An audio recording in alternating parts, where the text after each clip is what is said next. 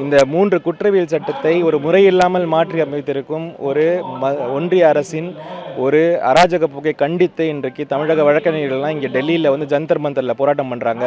முக்கியமான போராட்டம் இது. இது வந்து பிஜேபி 150 எம்பிக்களை சஸ்பெண்ட் செய்த அப்புறம் ஒரு முறை இல்லாமல் ஒரு எந்த விதமான டிஸ்கஷனும் இல்லாமல் எடுத்து வரப்பட்ட சட்டங்கள்.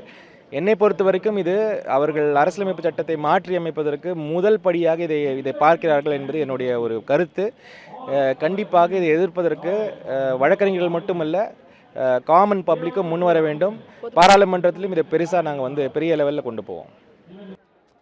இன்றைக்கு பார் ஃபெடரேஷன் ஆஃப் தமிழ்நாடு மற்றும் புதுச்சேரி சார்ந்த சுமார் 1000 வழக்கறிஞர்கள் டெல்லியில் ஜந்தர் மந்தரில் இன்று போராட்டம் நடத்தினார்கள்.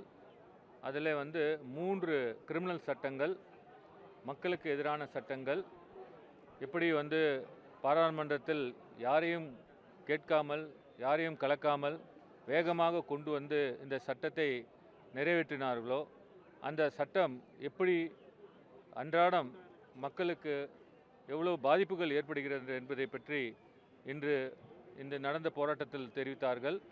இந்த சட்டம் வந்து கொண்டு வரும் பொழுது பாராளுமன்றத்தில் அப்பொழுது வந்து எம்பிக்கள் சஸ்பெண்ட் செய்யப்பட்டு வெளியில் அனுப்பப்பட்டு அந்த சட்டம் வந்து அதை பற்றி பேச விடாமல் பாராளுமன்றத்தில் அந்த சட்டத்தை நிறைவேற்றினார்கள். இந்த சட்டம் வந்து 3 ஏற்கனவே இருக்கிற கிரிமினல் சட்டங்கள், சுமார் 100 ஆண்டுகளுக்கு மேலே இருக்குது. அந்த கிரிமினல் சட்டங்கள் ஒரே ஒரு சட்டம் மட்டும் 1973 வந்தது. இந்த சட்டங்கள் வந்து இனி தேதியில் வந்து அதை ரிப்பீல் செய்ய வேண்டிய அவசியம் இல்லை. இந்த 3 சட்டங்கள் அது இந்தி பேரில் சமஸ்கிருத பேரிலும் உள்ளது. அதை இன்று பாமர மக்களுக்கும் வழக்கறிஞர்களுக்கும் போலீஸ் அதிகாரிகளுக்கும் நீதிபதிகளும் இதை வந்து இந்த சட்டத்தை உச்சரிப்பதற்கே ரொம்ப கஷ்டப்படுறாங்க. அது பேரை கூட சொல்ல முடியல, அந்த அளவுக்கு இந்த பேர் வைத்திருக்கிறார்கள். அதை வந்து அவர்களுடைய எண்ணங்கள்லாம் வந்து இந்த சட்டங்களை வைத்து ஒரு போலீஸ் ஸ்டேட் ஆக்கணுன்றது தான் அவங்களுடைய எண்ணங்கள். இந்த சட்டங்கள் நிச்சயமாக ரிப்பீல் செய்யப்பட வேண்டிய 3 சட்டங்கள்.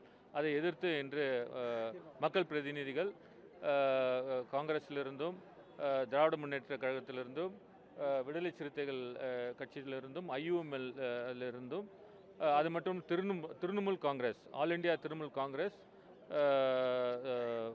West Bengal chief minister Mamata Banerjee அவர்களின் அறிவுறுத்தின் பேரில் அவர்கள் இங்கே வந்து போராட்டத்தில் கலந்து கொண்டார்கள்.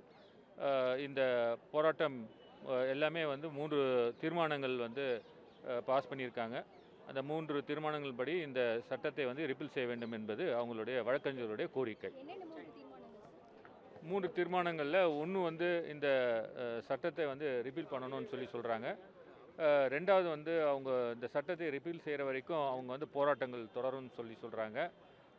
3வது வந்து இந்த 3வது இது வந்து உச்சநீதிமன்றத்தில் எதிர்த்து ஒரு மனு தாக்கல் செய்ய போகிறதா அது தீர்மானம் பாஸ் பண்ணியிருக்காங்க.